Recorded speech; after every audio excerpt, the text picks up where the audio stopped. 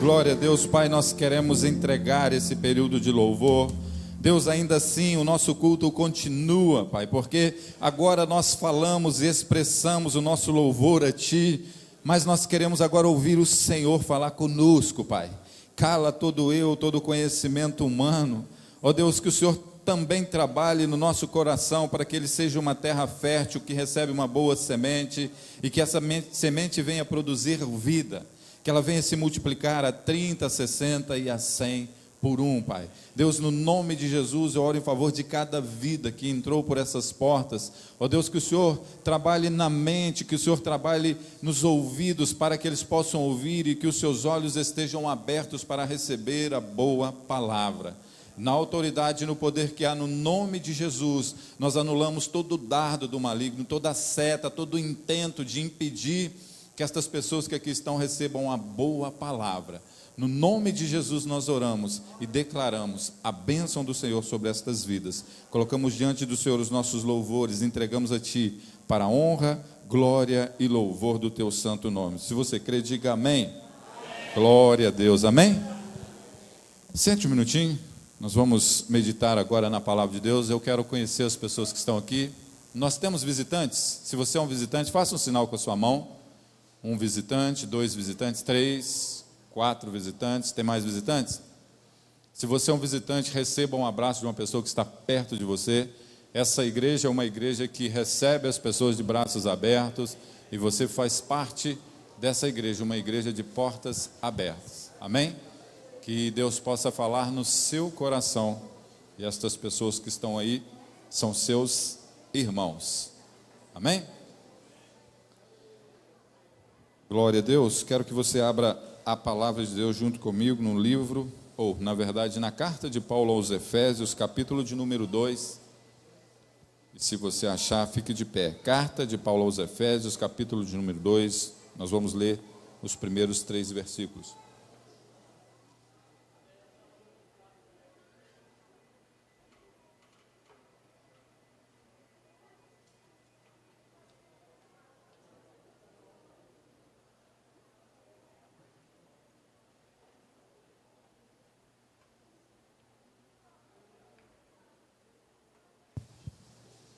Carta de Paulo aos Efésios, capítulo de número 2, versículo 1. Se você achou, fique de pé em reverência à palavra de Deus, para que a gente possa ler. Está escrito assim: vocês estavam mortos em suas transgressões e pecado, nos quais costumavam viver, quando seguiam a presente ordem deste mundo e o príncipe do poder do ar, o espírito que agora está atuando nos que vivem na desobediência. Anteriormente, todos nós também vivíamos entre eles, satisfazendo as vontades de nossa carne, seguindo os desejos de nossos pensamentos. Como os outros, éramos por natureza merecedores da ira. Em algumas versões está escrito merecedores da ira de Deus. Amém? Pode se sentar. Eu quero dividir com vocês uma palavra hoje, que durante a semana falou muito forte ao meu coração. Estes versículos que nós lemos, ele está dentro de uma base da lição da semana de célula. Quem participa de célula aqui, faça um sinal com a sua mão. Glória a Deus, temos muitas pessoas. Essa semana foi esse o versículo tema, não foi? Falou um pouco sobre isso, talvez algumas pessoas estão uma semana atrasado, mas falou muito forte a respeito disso. E quando nós meditávamos nesse texto, a palavra mente veio ao meu coração e ficou falando forte sobre a batalha que existe na nossa mente. E então eu meditei e busquei na palavra de Deus alguma coisa que a gente pudesse estar aprendendo um pouco nessa noite. E eu começo a minha palavra dizendo a você, a todos nós que somos cristãos, alguns cristãos praticantes e outros não praticantes, mas todos entendem que somos cristãos, que muitas vezes nós estamos perdendo a batalha na nossa mente, nós estamos perdendo as batalhas celestiais porque não encontramos ou não logramos êxito em achar aonde está sendo travada essa batalha. Muitas vezes os problemas que surgem na sua vida, eles estão aí porque existe uma batalha na mente sendo travada e você não consegue lograr êxito em vencer essa batalha porque ela está sendo perdida aqui dentro. Você está sendo um derrotado na sua mente. Por mais que você tente se comportar de uma maneira como um vencedor, como nós falamos aqui, quando você sai do culto, nós falamos, você é mais do que vencedor em Cristo Jesus.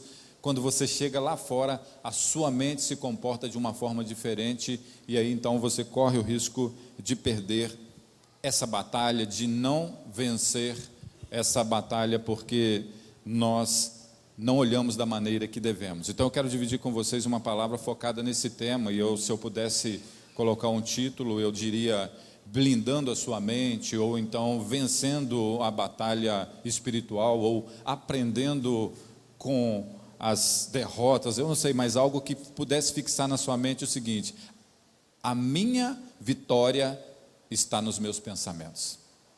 Isso é a chave para você ser um vencedor, e eu quero dividir com você esse texto. O primeiro tópico que a gente poderia achar é aquilo que está escrito no Evangelho de Mateus, ou de Marcos, na verdade, capítulo 12, que diz o seguinte: Jesus Cristo, ele falou, deu uma informação muito importante, e ela é a base de tudo isso. Ele disse o seguinte: amará o Senhor teu Deus de todo o teu coração, e de toda a tua alma, e de todo o teu entendimento.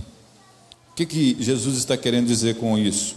Que nós devemos amar a Deus com a nossa mente, com o nosso intelecto, ou seja, amar a Deus por emoção é muito fácil quando alguém leva você a adorar a Deus através de uma boa música, isso é emoção.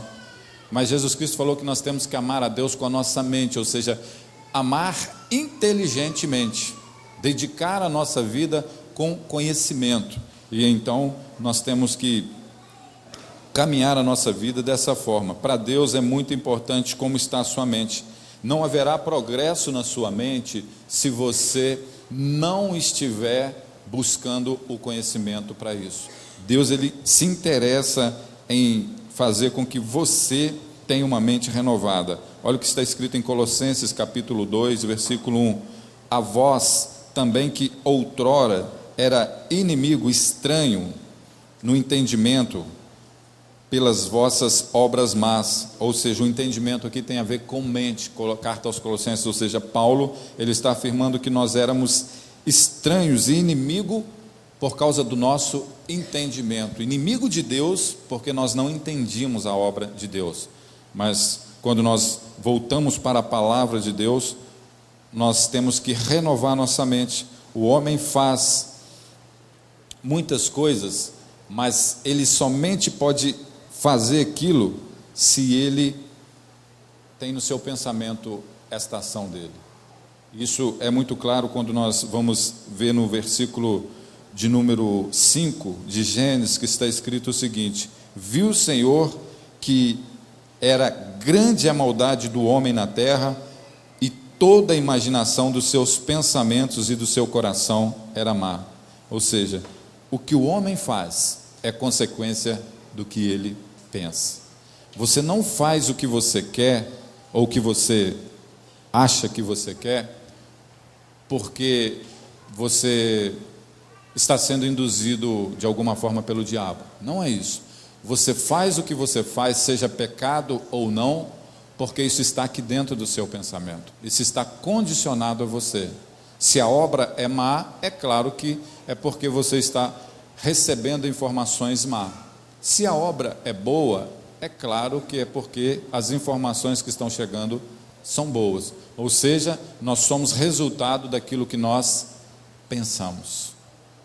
O que você pensa a respeito de você? O que você fala a respeito de você? Já parou para pensar? Nós somos resultado disso. Então, no capítulo de número 6, quando Deus está falando aqui, ele estava vendo que as pessoas estavam praticando muita maldade, e ele falou assim: eu vou ter que entrar no meio disso aí, porque os homens têm praticado coisas ruins. E agora eu chego, depois da introdução, eu chego no texto que eu quero meditar com vocês, que é o capítulo 2 de Efésios, e eu vou focar somente no versículo 3, que diz o seguinte: entre os quais todos nós também andávamos nos desejos da nossa carne, fazendo a vontade da carne e dos pensamentos, e éramos, por natureza, filhos da ira, como também os demais. Os cristãos, eles têm vantagem de controlar os seus pensamentos, porque têm à disposição a vida de Deus, a palavra do Espírito Santo, e se a sua mente não está em comunhão com Deus, estará em comunhão com o mundo. Colossenses diz o seguinte: pensai nas coisas que são de cima e não nas coisas que são de baixo. Nós que somos cristãos declarado, ou pelo menos praticante, no sentido de receber a informação cristã, se nós não buscarmos as coisas que são do alto, e quando eu falo de alto, eu não estou falando de um lugar mais alto no céu, eu estou falando das coisas de Deus. Se eu pudesse fazer uma divisão aqui entre duas situações, eu poderia dizer Deus e o diabo, mas eu poderia colocar o governante de todos e o seu opositor. O fato é que aquilo que você pensa, aquilo que você acredita, é aquilo que você é. Você é a consequência dos seus pensamentos. Como que o senhor pode falar isso, pastor? É simples. Quando uma criança nasce, ela nasce com a sua mente vazia, não é verdade? Sem nenhuma informação. É claro que ela está recebendo ali uma herança no seu DNA, ela está recebendo talvez alguma informação involuntária quando ela está ali no ventre, se o pai cuida bem da mulher e ele ali dá carinho, aquela informação ela está sendo passada, ela está sendo gerada, mas a partir do momento que ela sai do ventre, ela tem uma mente limpa para receber todas as informações. Você já observou que uma criança que nasce nos Estados Unidos, ela aprende a falar inglês muito mais fácil do que uma criança que nasce aqui no Brasil? Você acha que ela é mais inteligente? Mas como é que ela aprende a falar inglês? Por causa dos pensamentos, ou seja, as informações que são passadas para ela. Uma criança uma vez falou comigo: pastor, como que as crianças dos Estados Unidos aprendem a falar inglês mais fácil que nós? Como que você aprendeu a falar português? Porque o papai falava. Então, é por isso. Quero ver se eles vierem para cá, vocês vão aprender português. Então, as informações que nós recebemos, elas fazem a gente viver daquele jeito. Então, você é resultado dos seus pensamentos. Sim ou não? Isso pode ser mudado? Sim ou não? Vocês estão com dúvida, gente. Pode ser mudado? Pode. Como que a gente vai mudar? Transformando a nossa maneira de pensar. O que Paulo falou na carta aos Romanos, capítulo número 12? Eu falo esse versículo quase todo culto, não é verdade? Transformai a vossa, ou seja, não vos amoldeis a esse mundo, mas renovai a vossa mente pelo poder da palavra de Deus. Ou seja, nós temos que mudar a nossa mente, o nosso comportamento através da mente, receber novas informações, para a gente poder viver de uma maneira diferente. O curso da nossa vida, ele pode mudar através do que nós pensamos. Olha o que Deus fala lá em Abacuque, no capítulo de número 8, versículo 10. Ora, este é o pacto que eu farei com a casa de Israel. Depois daqueles dias, diz o Senhor, eu porei a minha lei no seu entendimento, ou seja, na sua mente, e em seus corações a escreverei, e eu serei o seu Deus. Quando isso foi falado lá em Abacuque, era os judeus e nós não fazíamos parte desse pacto. Mas Jesus Cristo, ele fez esse pacto nos alcançar. Na morte e sacrifício de cruz, Jesus Cristo, ele fez um pacto superior àquele de Moisés, e por causa disso, hoje nós fazemos parte deste pacto, não é verdade? E se nós fazemos parte desse pacto, então essa palavra, ela pode ser aplicada na nossa vida. E o que Deus falou é que Ele iria colocar a palavra dEle na onde? No nosso coração ou na nossa mente. E então Ele seria o nosso Deus e nós seríamos o seu povo, ou nós viveríamos de acordo com a sua vontade. Lembre-se de uma coisa: Deus, Ele falou tudo isso. Deus não pode fazer nada para ferir esse princípio. Ele falou que se nós entrássemos nesse pacto, nós teríamos que receber a palavra de Deus no nosso coração, para Ele ser o nosso Deus. Então Deus, Ele não vai invadir a sua vida à força, Ele não vai forçar a barra na sua vida para entrar no seu coração. Ele precisa que você ouça a palavra de Deus, que você medite e comece a praticá-la, para aí os efeitos da palavra de Deus começar a trazer as consequências na sua maneira de viver. Então não é bem simples assim. Agora, o opositor, ou seja, o inimigo, ele age de uma outra maneira. Como que ele age? Ele bate na porta. Jesus Cristo, ele falou assim: eis que eu estou à porta e bato. Aquele que ouvir e abrir a porta, eu entrarei, cearei com ele e nele eu farei morada. Esse é o propósito de Deus, que você abra o coração. Agora o inimigo, a Bíblia fala que ele veio para roubar, matar e destruir. E ele bate na porta. Ele é cavalheiro, ele pede licença. Ele chega chutando tudo, né? Mas muitas vezes ele vem com sapatinho de veludo, você não percebe. E aqui entra de uma maneira crucial a palavra que eu quero dizer para você. Você pode vencer o diabo? Sim ou não? Glória a Deus, o pessoal aqui está firme na fé. O diabo pode dominar a sua vida? Agora ficou. Pode ou não pode? Pode. É claro que se você resistir ele, o que Tiago fala na carta de Tiago? Sujeitai-vos a Deus e resistir ao... E ele... Se Tiago deu esse conselho, é porque o diabo pode lograr isso na sua vida.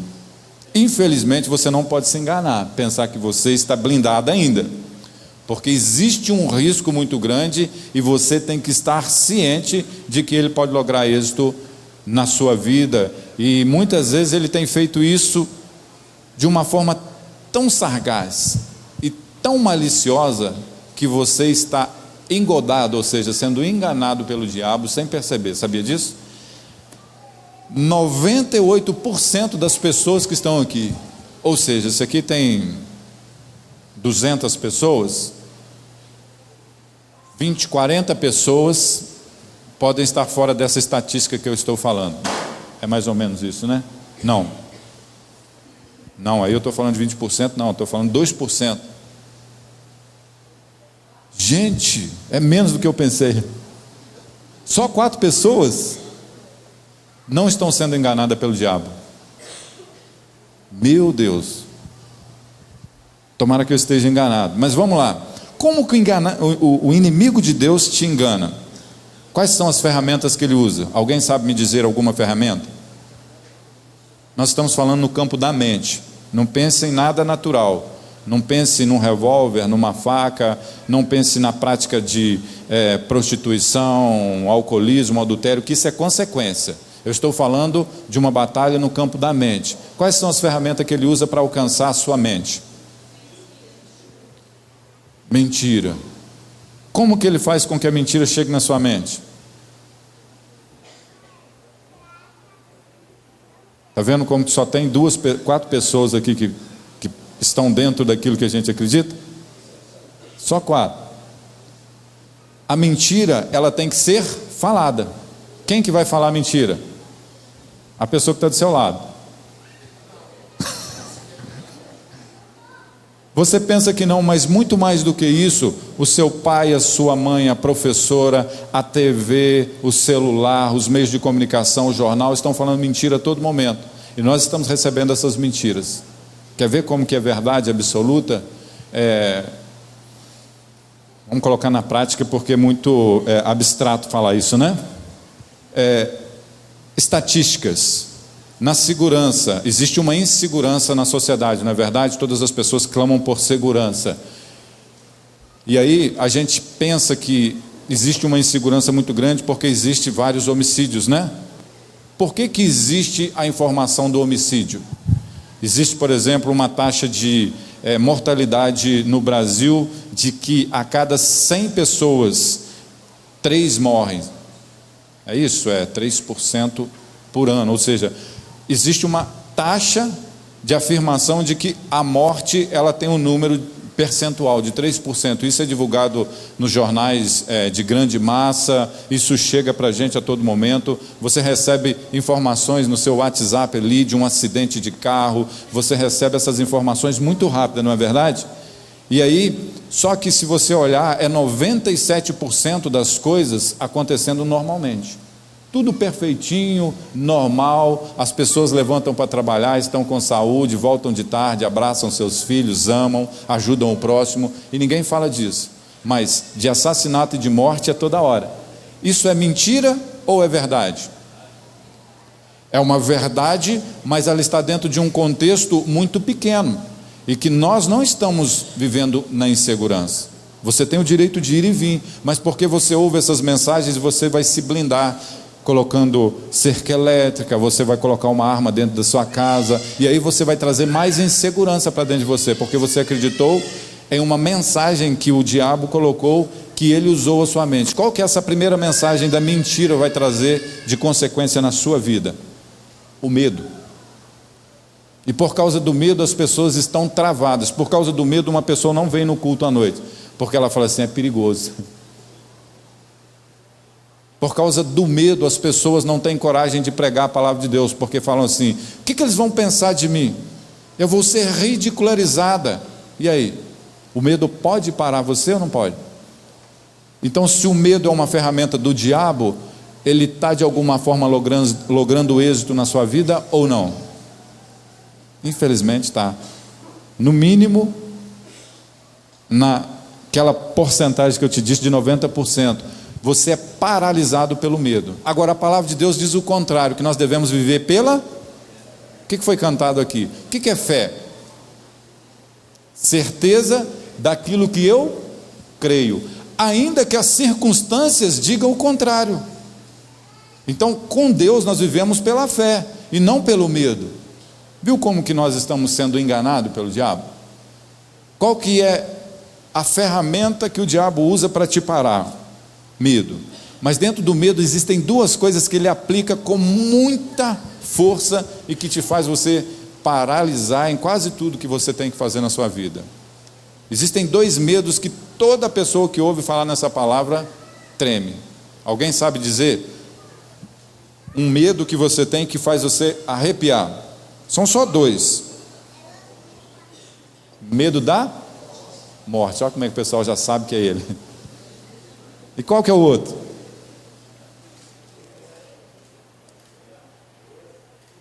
Eu ouvi aqui o inferno.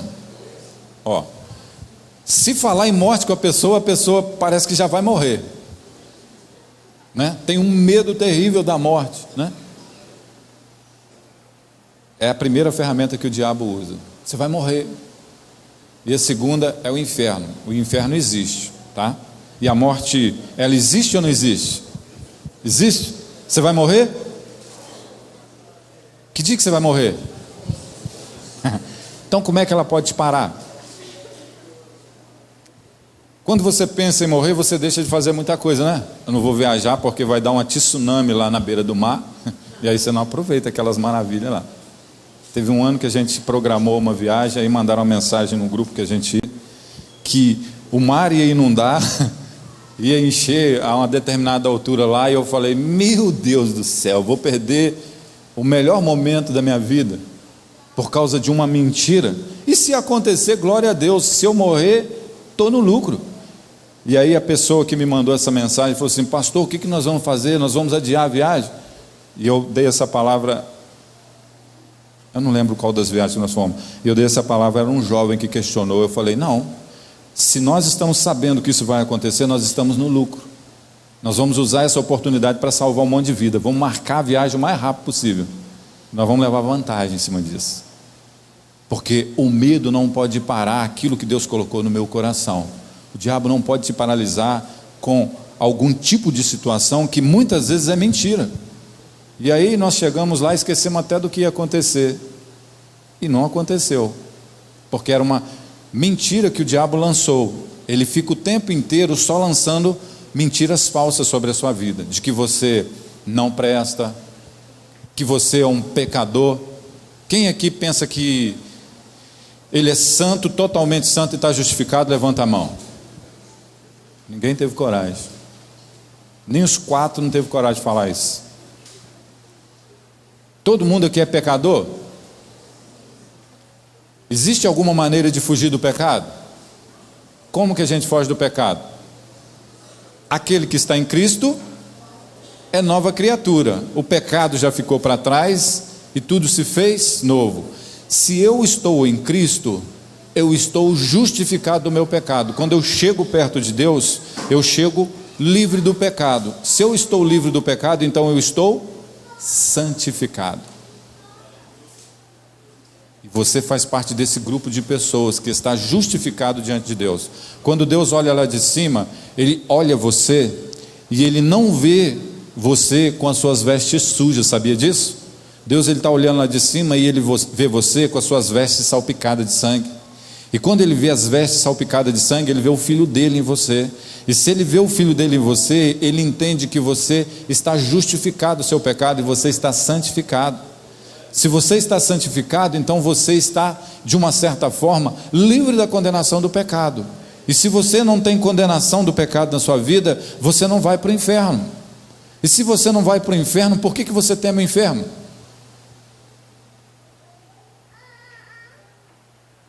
Mas a gente teme, né?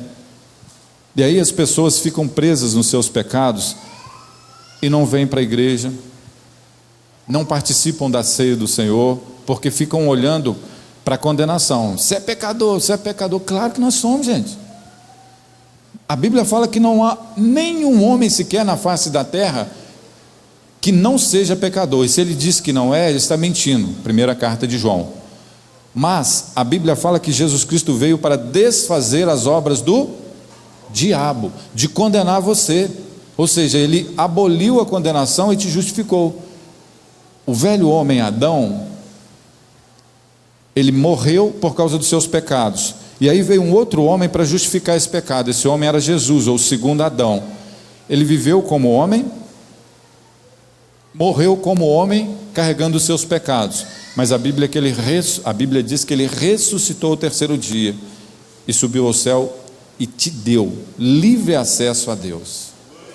Livre acesso. Então, na sua mente, você tem que entender o seguinte: não há condenação. Pastor, mas as pessoas sabem que eu fiz errado. Sim, mas a Bíblia fala que Deus não se lembra dos seus pecados. Ele lança, livro de Jeremias, Ele lança os seus pecados no mar, do qual nunca mais se lembrará, né? Não é mar do esquecimento não, né? Ele lança seus pecados no mar, e Ele não vai lá com a varinha pescar, ó, fulano de tal, deixa eu ver o que ele pegou, deixa eu ver o que ele... Não, Ele lançou lá e ficou lá. Não há condenação. Agora, quem que aponta o seu pecado? O opositor. E quando ele aponta, ele olha para onde? Para o passado. Ele nunca vai falar alguma coisa no seu futuro, porque o seu futuro depende do que você vai fazer, da sua forma de comportar, de como você pensa. Se você muda a sua maneira de pensar hoje, o diabo perdeu qualquer tipo de domínio que ele tinha sobre você. Daqui para trás, ele pode até apontar, mas se você entende que você é nova criatura, que você está justificado, lavado no sangue do Cordeiro, não existe condenação para você. Vamos ao exemplo de Jesus Cristo. A Bíblia fala que ele estava ali conversando com uma turma, chegou uns religiosos com uma mulher que foi pega em flagrante de adultério. Eles trouxeram a mulher e falou: Jesus, ela adulterou, nós achamos ela lá adulterando. A Bíblia, a lei manda que seja apedrejada. O que o Senhor diz? Pensa numa situação dessa. Se fosse para nós aqui hoje, se perguntasse para você, fala: mata. Pega a pedra e parte para cima, porque é pecador mesmo, merecia, coitado do marido e tudo mais, né? A gente já logo olha por esse lado. E aí a gente fica com uma ira santa e quer fazer justiça. Era o que os religiosos queriam fazer. Aí Jesus Cristo, entendendo a maldade do coração deles, eu acredito que Jesus Cristo fez uma análise rápida da cena, porque olha só, a mulher foi pega em flagrante de adultério. Cadê o homem que estava com ela? Olha como é que os homens é canalha. Pegou a mulher e deixou o homem, deve que era amigo deles, né? Já não queria condenar o homem. Jesus Cristo já falou, isso está errado, se é para matar, mata 2, mas ele não falou isso, né? Depois ele olhou para aquelas pessoas que estavam ali com a pedra na mão e pensou assim, gente, conhecendo a mente deles, esses caras estão pior do que ela, cada um tem um pecado mais cabeludo do que ela, e está querendo matar essa mulher? Aí Jesus Cristo vai dar aquela palavra de sabedoria, aquele que não tiver nenhum pecado, que lance a primeira pedra. E aí os líderes religiosos deixaram a pedra no chão, os discípulos de Jesus que estavam ali podiam atirar, porque estavam com Jesus, não atiraram, e Jesus podia atirar, mas ele não atirou, porque ele não olha para os seus pecados da maneira como você olha e da maneira como o diabo olha. O diabo só quer te acusar, mas Jesus Cristo veio para desfazer a condenação que havia sobre você. Você tem que se libertar dessa condenação, desse medo da morte e do inferno. Você tem que saber que existe um preço que foi pago por você e foi um preço muito alto, e você tem livre acesso a Deus para orar, para chegar no seu quarto, falar com Deus, para reivindicar os direitos que Ele conquistou há 2000 anos atrás, mas por causa de uma mentira do diabo, você está vivendo enganado, e o diabo está logrando êxito na sua mente, ele está fazendo com que você viva escravizado. O diabo, quando ele consegue alcançar o êxito na sua mente, quando Satanás ele consegue fazer isso, ele conhece muito bem a sua mente, ele vai fazer você viver pelo menos em 4 áreas escravizado. Se o diabo ele logrou o êxito na sua mente, essas 4 coisas que eu vou falar aqui, elas estão acontecendo com você. Número 1, o espírito não tem liberdade de expressão, ou seja, se o diabo domina a sua mente, o espírito que eu falo aqui não é o espírito de Deus, é o seu espírito mesmo, ele não tem liberdade de expressão. Quando você quer falar alguma coisa, você pensa assim, mas eu não posso. Quando você quer fazer algo, você fala assim, eu não posso. E aí, é uma maneira que o diabo alcançou de te condenar, na sua mente. As pessoas que estão à sua volta não estão te condenando, mas você de alguma maneira se condena, e aí você fala, não posso fazer isso. Às vezes você tem um potencial gigante para fazer aquilo, mas o seu espírito não tem liberdade, ele está preso na sua mente. Ninguém pode libertar você a não ser você mesmo e a sua mente. Número 2, as pessoas que têm o domínio na mente do diabo, ou seja, o diabo domina a sua mente, ela não tem paz em seu relacionamento e comunhão com Deus. Ela pode até ser uma cristã, ela pode até mesmo ser uma pessoa que está atuando na obra, mas ela não tem paz no seu dia a dia. Ela sente-se suja, culpada, ela se sente insegura. Quando ela vai orar, ela fala assim, eu não sei se eu posso falar isso com Deus, eu não sei até onde que eu posso ir, e ela vive uma vida sem paz, ela vive uma vida cheia de condenação, ela não consegue ser feliz, ela não consegue ser plena na sua vida toda, ela sempre vai ter alguma coisa condenando ela na sua mente.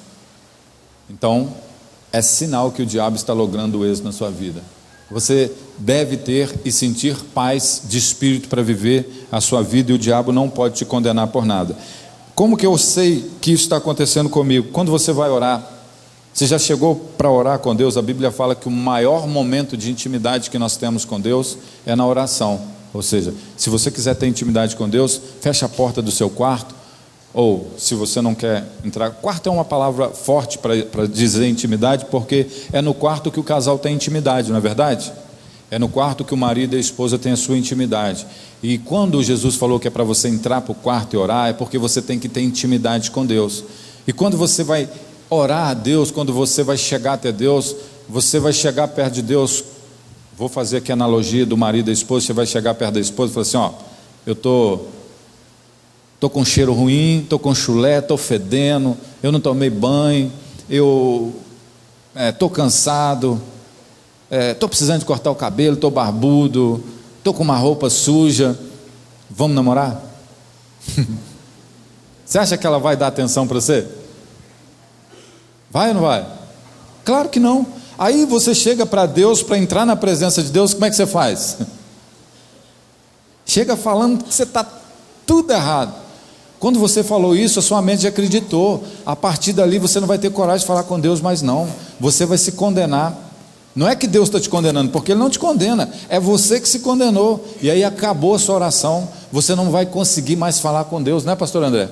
Você não vai ter mais acesso ao trono da graça, porque a sua mente já falou para você, você não pode falar com Deus. Você está condenado, você é um pecador, você é sujo, você é imundo. Você pode ficar aqui, mas não vai adiantar, a oração não vai subir. Só que do outro lado Deus está lá, puxa vida, eu não estou vendo nada disso. Ele é bonitão, está cheiroso, está limpo, está lavado, mas ele não percebe isso. Vocês estão entendendo como que o negócio é sério? E aí você não tem paz, aí você não consegue falar com Deus, né? Pastor, não consigo orar. Falta paz, né? E muitas vezes a oração é muito mais do que você chegar lá no seu quarto, seja sentado ou seja de joelho, e ficar falando meia hora, 40 minutos, 1 hora, 2 horas. Tem gente que fica a madrugada inteira orando, fala. E eu pergunto a você, quantas vezes você parou para escutar Deus?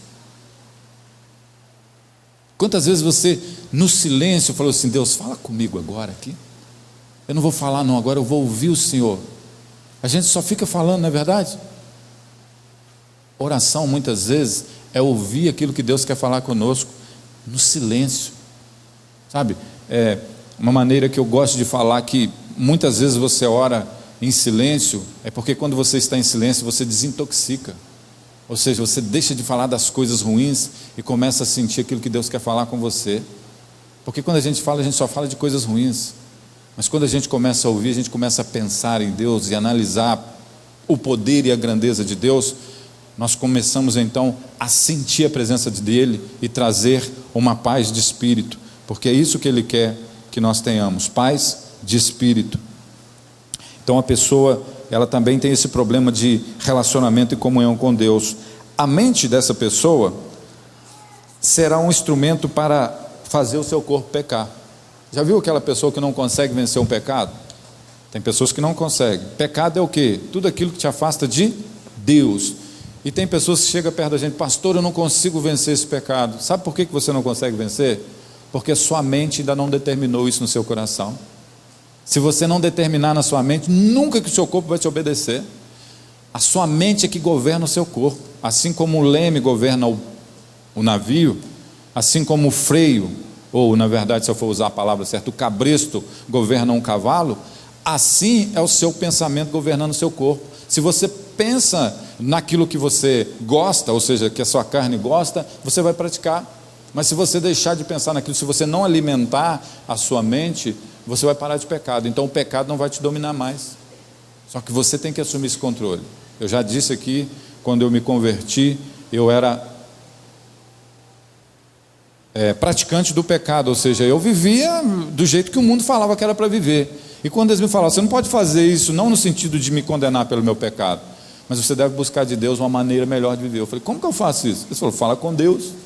Aí, no dia que eu estava no flagrante do pecado, ou seja, na hora que eu ia praticar o pecado ali, que eu estava preparado para o pecado, eu falei assim: você falou que se eu for fazer isso é para me lembrar de Deus. E na hora ali eu falei: olha Deus, a minha situação aqui, eu não quero fazer isso mais não.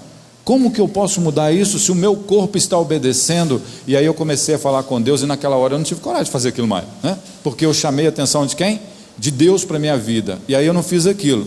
Aí no outro dia veio a mesma vontade de novo. E aí eu falei assim: mas ontem deu certo. E aí o que eu fiz? Eu orei de novo. E aí mais um dia. E aí depois ficou uma semana e aquilo não veio de novo. E aí já vai para 15, 20 anos que eu nem lembro o que é aquilo mais. Por quê? Porque primeiro eu decidi mudar a minha mente. Então o pecado, ele não pode dominar a sua vida. Pastor, mas é um vício fácil de vencer. Eu não vou dizer que é tão fácil assim, porque é um hábito, e o hábito ele tem que ser mudado com novos hábitos. Mas se você decidir mudar na sua mente, você certamente irá dominar o seu corpo, e o seu corpo não vai pecar mais. Amém? Se o inimigo então está conseguindo vencer as batalhas na sua mente, você não terá autoridade espiritual para lutar contra as obras do diabo. Se você está dominado pelo que o inimigo ensina, ou pelo que ele faz, ou pelo pecado, você não tem autoridade. Você já tentou fazer algo para Deus, ou até mesmo usar a autoridade de Deus e não foi bem correspondido, ou seja, você não logrou êxito? Já aconteceu isso com você? É difícil, né? Talvez você não consegue nem fazer isso. Eu falo que quando alguém manifesta, ou um espírito imundo manifesta, a tendência das pessoas, 90% é de correr para longe daquela pessoa.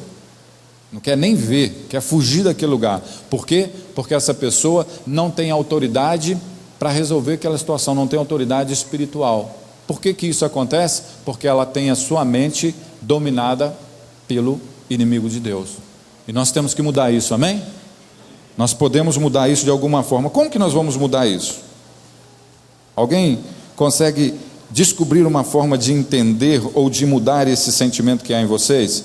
Perceba a importância de entender o funcionamento da sua mente. Uma pessoa nascida de novo, a mente é o caminho principal para batalhas dos filhos de Deus. Ou seja, se você nasceu de novo, a única coisa que tem que mudar em você não é a sua forma de vestir, não é a sua maneira de falar, mas é a sua maneira de pensar. Para você vencer as batalhas espirituais que estão sendo travadas na sua vida, você tem que mudar a sua mente, os seus pensamentos. E quando você muda os seus pensamentos, algo começa a acontecer. Você vai derrotar esses pecados porque eles são muito fracos, eles são muito fáceis de vencer. Agora, eu não posso negar que existe um grande poder operando no mundo. Isso eu não posso negar. Só para vocês entenderem isso, é como se você tivesse uma lagoa cheia de água, ou uma bacia é mais fácil vocês entenderem isso. E aí essa bacia tem uma tampa no fundo ali. Quando você solta aquela água, existe um redemoinho que está rodando ali, certo? E aquele redemoinho está rodando e tudo que está em cima vai ser sugado até acabar. O que eu quero usar com esse exemplo para você entender? Nós estamos no mundo.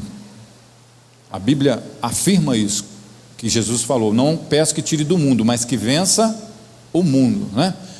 O mundo, ele está trazendo informações, todas elas negativas do diabo para você o dia inteiro. Ou seja, existe um redemoinho tentando te tragar, tentando te dominar a sua mente. E você muitas vezes está sendo enlaçado por causa disso. Que é isso, pastor? Eu já estou em Cristo. Vou te mostrar que não é bem assim. Olha só, como que a nossa mente é formada? Eu falei que uma criança nasce com as informações genéticas, mas com uma mente limpa, não é verdade? Como que ela vai adquirir o caráter? Com tudo que o pai ensina, mas muito mais do que isso. Tudo que os professores ensinam. Tudo que as pessoas que estão em volta, os vizinhos ensinam, tudo o que a mídia ensina, e hoje o aparelho de celular, que é esse aparelho móvel que a gente tem na mão aí, ele ensina muita coisa errada, e tudo isso é o redemoinho que está te puxando para o meio, que está te sugando, só que você não percebe que isso está agindo na sua mente, você não entende isso. Isso, se a gente fosse usar uma linguagem técnica e psicológica, né, é como se fosse uma força sobrenatural na nossa mente. Se for falar uma linguagem técnica, é como se o diabo lograsse êxito e hipnotizar você para o pecado. Porque o pecado, ele traz em si recompensas aparentemente agradáveis. Ele traz uma recompensa agradável e momentânea. Então, aquele redemoinho está te levando você a acreditar que aquilo é bom. Quer ver como é que o pecado é bom, pastor André? E aí as pessoas, pastor, você não pode falar disso. Comer é bom? Como é bom, né? E comer muito? Melhor ainda. Principalmente quando a gente vai na casa do irmão, que ele põe um banquete, né? Mas sabia que a gula é um pecado? E eu vou falar de uma área que ninguém gostaria de ouvir, me perdoa. Mas sabe por que isso de uma certa forma, faz as pessoas cometerem esse pecado, porque a recompensa é saciedade. É gostoso, é bom. Quer ver? Eu usei o exemplo de manhã de uma pessoa que vai no restaurante self-service, ou seja, sirva à vontade e pague um valor X. Vai doer. Aí o preço é R$ 25 num restaurante médio e pode ser R$ 70 num restaurante bom. A pessoa que entra ali, a mente dela está falando assim: eu vou encher o prato de acordo com o que eu estou pagando. E aí quer pegar tudo aquilo e dar umas 2 viagens. Mas ele esquece que ele está ferindo um princípio de Deus, que tudo que a gente come demais vai trazer prejuízo para o nosso corpo. Deus não quer que a gente prejudique a nós. Quem come demais, ele tem 2 problemas, um na saúde e outro no bolso. Fica pobre. Pastor, está ficando doido? O homem que come demais gasta seu dinheiro tudo com aquilo ali. Só que depois que ele comeu, para onde que vai isso?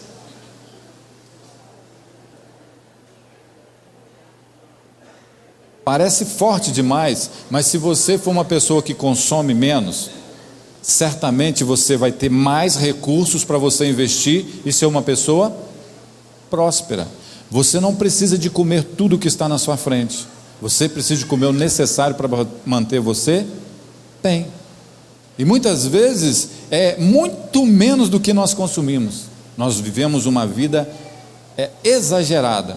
Não se fala disso, mas eu usei esse exemplo para você entender que isso é uma mensagem que está sendo passada lá, né? Então eu usei os 2 exemplos, de um de 25 e um de 70.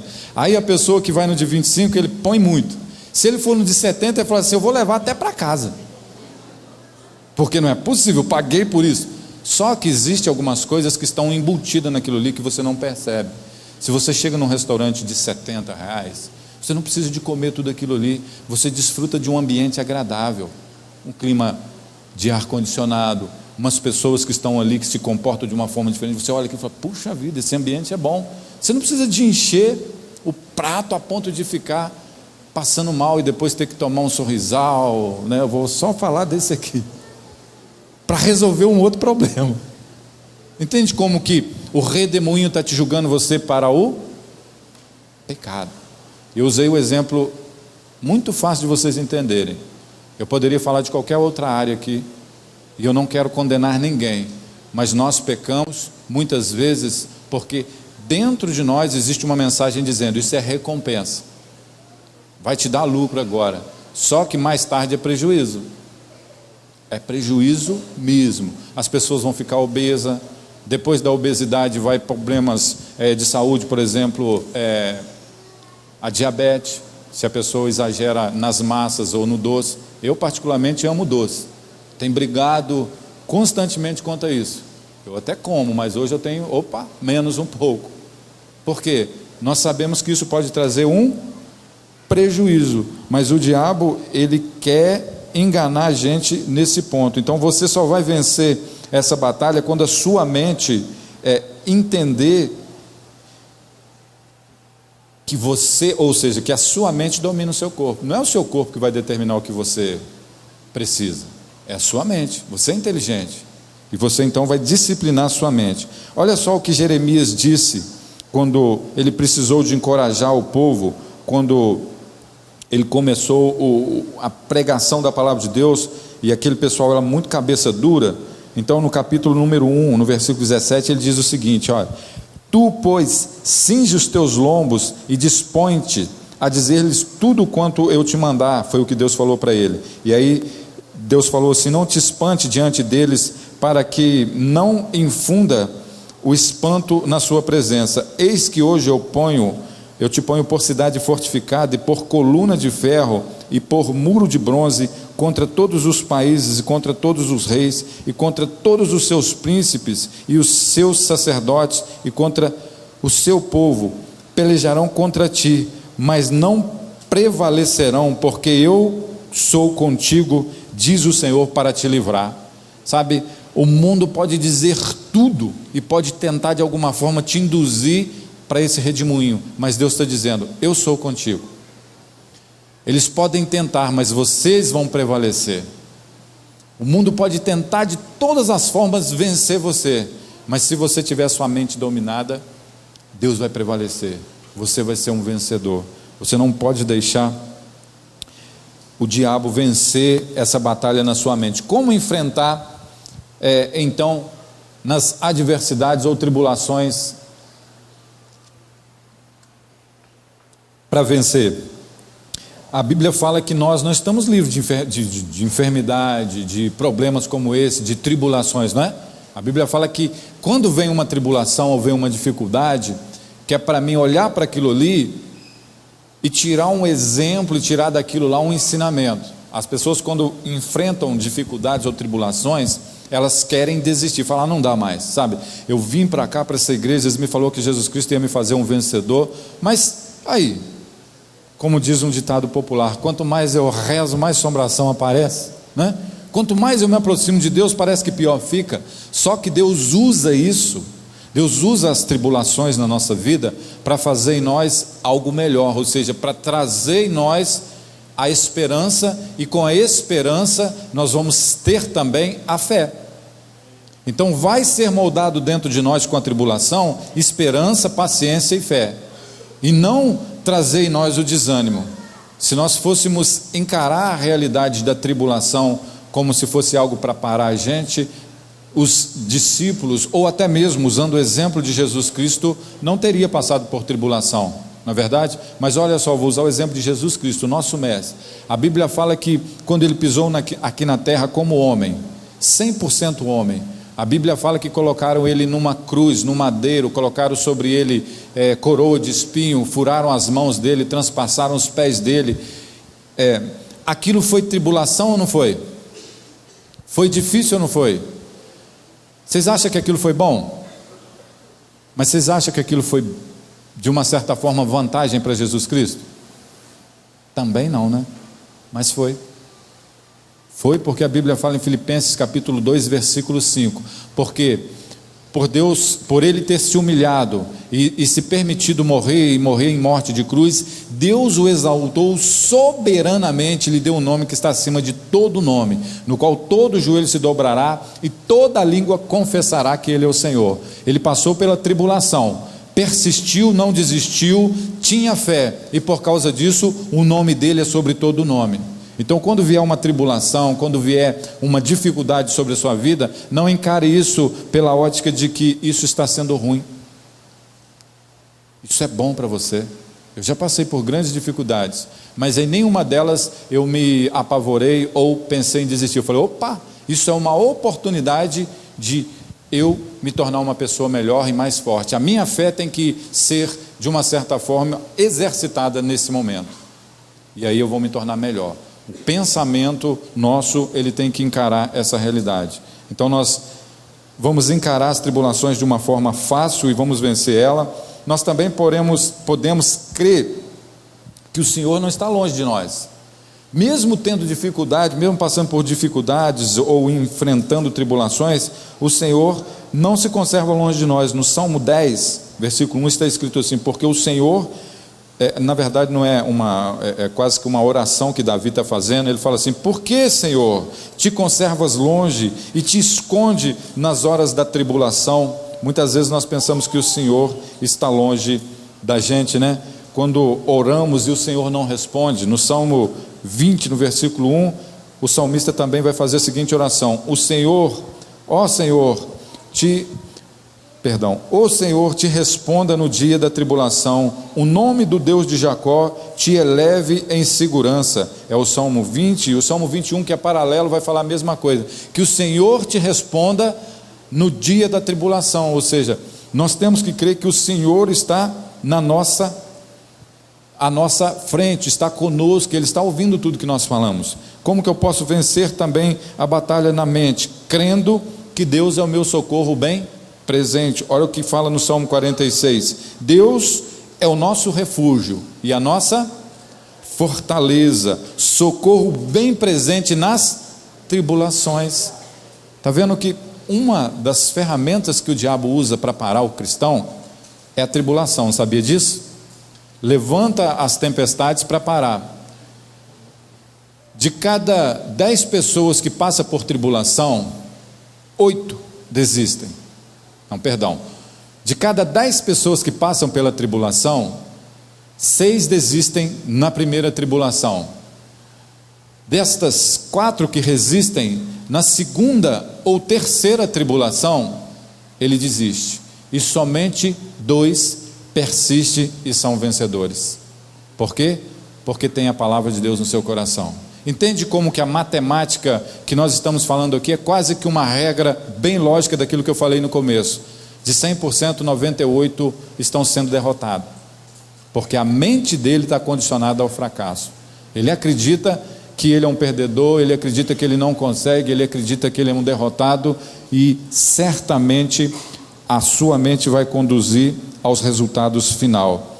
Se você também usar o princípio da palavra de Deus, se Deus é o seu socorro bem presente, nós também podemos crer que Ele nos livra das nossas aflições. Salmo 107 vai falar o seguinte, ó: na sua aflição clamaram ao Senhor, e Ele o livrou de todas as tribulações em que os encontravam.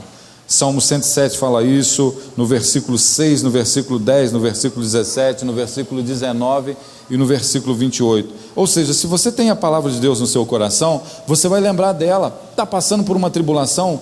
Use a palavra de Deus em seu favor. Não desista. Quando o diabo tentou Jesus Cristo ali no Evangelho de Mateus, capítulo de número 4, como que Jesus Cristo venceu o diabo? Com a palavra. A palavra de Deus tem que estar no seu coração. Você tem que falar ela, você tem que crer que ela é uma realidade na sua vida. Palavra de Deus na sua mente traz mudança no seu corpo. Você vai ser vencedor. Amém?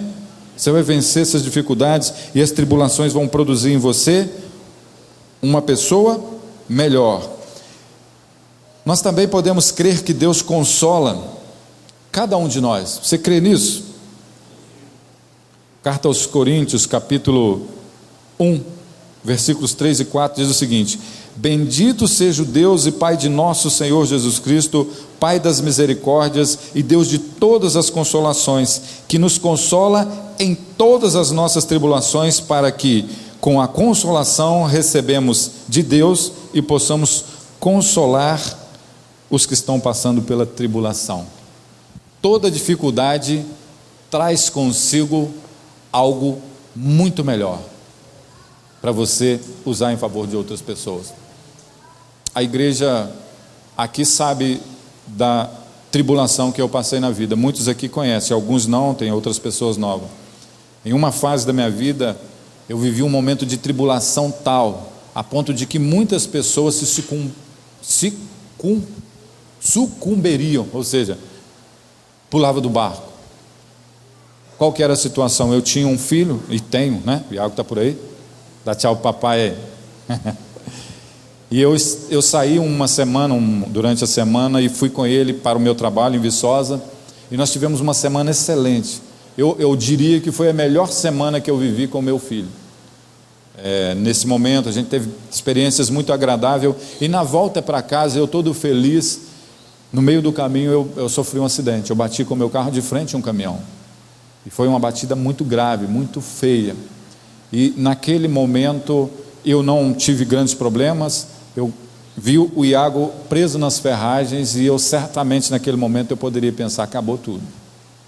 Algumas pessoas que chegaram falaram: não tem mais jeito, desiste, e eu tentando tirar ele das ferragens. Mas algo dentro de mim era muito forte. A palavra de Deus que nutria o meu coração falava que o Deus que eu servia era um Deus que podia mudar a circunstância, transformar a realidade presente ali em algo sobrenatural. E aí algumas pessoas falaram: não, larga. Eu falei: eu não vou deixar meu filho, eu vou tirar ele desse carro. E com muito custo, na hora que eu fui tirar, eu até machuquei, cortei o meu braço, mas eu consegui tirar ele das ferragens. E quando eu estava ali, um pastor chegou e falou assim: eu vou fazer a última oração para ele. Coitado daquele pastor. Ele não sabia que existia uma luta sendo travada, e que a batalha na mente não seria vencida naquele momento.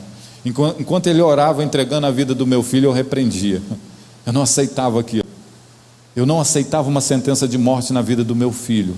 E naquele momento eu determinei que aquilo seria um motivo de tribulação que eu passaria, mas que eu sairia dali vencedor.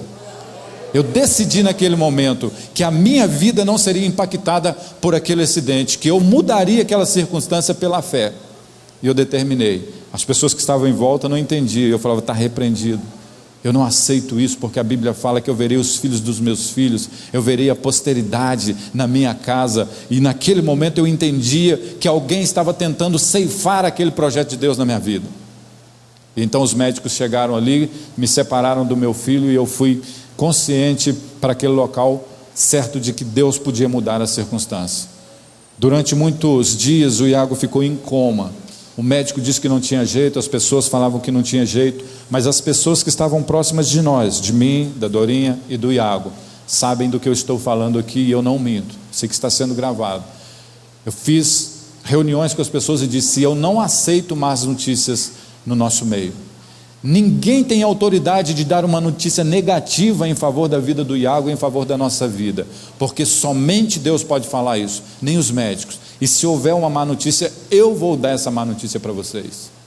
Só que eu determinei no meu coração que essa notícia não chegaria.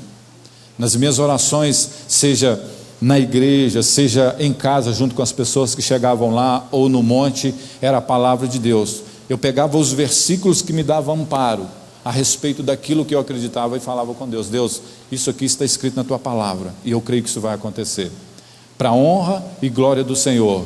19 dias depois o Iago acordou do coma, levantou, e hoje ele está ali, firme e forte, saudável, para a glória de Deus. Tudo isso aconteceu com um único propósito: forjar a minha fé em uma tribulação, para eu poder consolar outras pessoas. Era um problema, mas que eu usei aquele problema para me fortalecer. E quem perdeu nessa batalha foi o diabo, porque a minha mente estava condicionada na palavra de Deus. Deus é o nosso socorro bem presente. Ele não vai desamparar você. Se a sua mente estiver ligada no que Deus está falando, se a sua mente for transformada pelo poder da palavra de Deus, se você tiver fé a ponto de crer que nada nesse mundo tem poder sobre a sua vida, você pode mudar as circunstâncias e a realidade desse mundo. Enquanto alguém determinado conseguiu mudar toda essa realidade nossa aqui, enquanto ele não conseguiu o êxito, ele não parou. Esse homem é Thomas Edison, que, inconformado com a escuridão, tentou estudar as maneiras da eletricidade de alguma forma, e ele estudou, não desistiu, até que hoje nós temos aqui a iluminação para a gente pode reunir à noite, as cidades estão todas iluminadas, porque um homem não ficou condicionado ao fracasso. Deu errado a primeira vez, deu errado a segunda vez, deu errado a terceira vez, e ele não desistiu, e hoje nós temos a recompensa de tudo isso. Isso pode ser na sua vida, sabe? Não desista, não seja uma pessoa que larga as coisas pela metade. Deixa eu dizer uma outra coisa que o diabo é especialista em fazer: tirar você do foco e do propósito. Você está aqui hoje porque existe um propósito na sua vida. Se você se ligar nesse propósito, nós vamos conseguir lograr isso em tudo que nós fazemos. Mas se você não entende o propósito, você anda perdido, e se você anda perdido, então você é presa fácil do diabo. Por que nós nos reunimos aqui? Por que você está aqui hoje? É porque nós somos uma igreja? Sim, mas qual que é o propósito? De juntos nós nos tornarmos mais fortes, de juntos nós podermos ajudar outras pessoas. Então, quando acontece alguma coisa com um membro dessa igreja, está acontecendo com você, meu irmão. Só que se você não entende o propósito, que é muito maior, você não vive essa realidade. Eu vou usar o exemplo daqui do lado. Nós temos a sopa, que nós ajudamos as pessoas necessitadas, que chegam aqui por volta de 5h30, 6 horas da tarde. Gente, é lindo ver isso. Pessoas que doam um tempo para trabalhar em favor das pessoas que não tem nada por elas, que o diabo logrou êxito na vida delas, e você tem a oportunidade de fazer algo em favor da vida delas. Esse é o propósito, ajudar pessoas. E se nós podemos fazer isso, nós estamos cumprindo o propósito de Deus, de ajudar a outra pessoa a sair daquele estado de calamidade, ou seja, de miséria, porque ele foi condicionado àquilo. Mas vocês já foram iluminados, vocês já foram alcançados pela palavra de Deus, e agora vocês têm que entrar nesse propósito, e vocês serão então agentes de transformação na vida de outras pessoas. Nós temos várias maneiras de estar trabalhando na obra de Deus. Nós temos a oportunidade de ajudar pessoas, seja em ministério, seja em célula, seja ajudando com recursos financeiros. Nós temos infinitas opções para estar envolvido na obra de Deus e decretar a falência da investida do diabo na sua vida. Não seja um perdedor. Se una ao seu irmão. Não se permita ser um fofoqueiro que fale das coisas erradas, que fala mal, que fale mal das pessoas. Se una a Deus. Jesus Cristo, ele sempre condenou uma pessoa que ia falar mal do... Não é bem assim. Então eu quero dizer a você, se una ao seu irmão. Olhe para a pessoa que está do seu lado aí. Olha quantas pessoas pode te ajudar e talvez você pode ser ajudado. Sabe, dentro dessa igreja existem mestres. Meu Deus, eu me delicio quando eu me assento aqui num culto e eu vejo um pastor ensinando, e aqui tem pastores sábios que ensinam a palavra de Deus com uma maestria, com uma excelência. Eu amo estar aqui e ouvir os louvores. É tão gostoso a gente sentir a presença de Deus nos louvores. É tão gostoso você ser abraçado. Só que isso não depende das outras pessoas, depende de você. Você pode fazer parte desse projeto. Nós não podemos fazer isso sozinho. Nós não podemos fazer todas as coisas sozinho. Jesus Cristo, ele alcançou o mundo inteiro porque alguém entendeu a mensagem. Vinde a mim, todos vocês que estão cansados e sobrecarregados, e eu vos aliviarei. E depois ele falou assim: ide e façam aquilo que vocês receberam. Vocês estão recebendo hoje uma palavra de vitória, uma palavra de mudança e de transformação na mente de vocês. Não se deixe ser condicionado pelo fracasso. Sejam vencedores e decidam a fazer o bem em favor de outra pessoa, que certamente você será um canal de bênção na vida de muitas pessoas. Deus irá te usar poderosamente. Eu quero encerrar isso aqui orando por você, declarando a palavra de Deus. Eu vou usar um princípio muito simples para você entender que muitas coisas que nós aceitamos é do diabo. Eu vou usar um princípio de regra máxima. Uma pessoa que é preguiçoso, ela não está cumprindo o propósito de Deus. O que é isso, pastor? É uma pessoa que não gosta de trabalhar, que fica dormindo o dia inteiro, ele está fora do propósito de Deus. Sabia disso? Sim, é verdade. A Bíblia fala: vá ter como uma formiguinha que trabalha todo dia, acorda de manhã, guarda o alimento, porque no inverno não vai ter colheita e aí ela vai comer. Por que eu estou falando disso? Porque a pessoa que não trabalha, ela vai se tornar uma pessoa pobre. E a pessoa que fica pobre, ela vai ter limitação de alimentos, ou seja, miséria, que é a consequência do primeiro passo. E a miséria vai trazer enfermidade, porque você se alimenta mal, você vai estar muito suscetível a enfermidades. Olha como que uma coisa faz outra coisa e outra coisa. E aí você está vivendo numa vida condicionada por causa de situações que você escolheu para você. Mude sua vida hoje. Pastor, mas eu não consigo emprego. O que é emprego? Muitas pessoas não entendem. Eles pensam que emprego é uma carteira assinada. O mundo precisa de pessoas que façam coisas. E a recompensa daquilo que você faz é o seu salário. Talvez você não tenha uma carteira assinada, mas existem necessidades. Faça aquilo que a pessoa está precisando, que ela vai te dar uma recompensa. E talvez depois você pode ter o seu emprego. Se bem que o emprego te limita. Se você for um empreendedor, um autônomo, você pode ganhar muito mais. Você pode fazer o seu salário.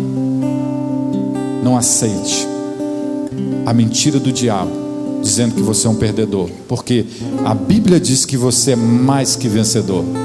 Você não é só vencedor, você é mais que vencedor. Você pode todas as coisas naquele que te fortalece. Esse é o Deus que nós servimos, esse é o Deus que nós pregamos.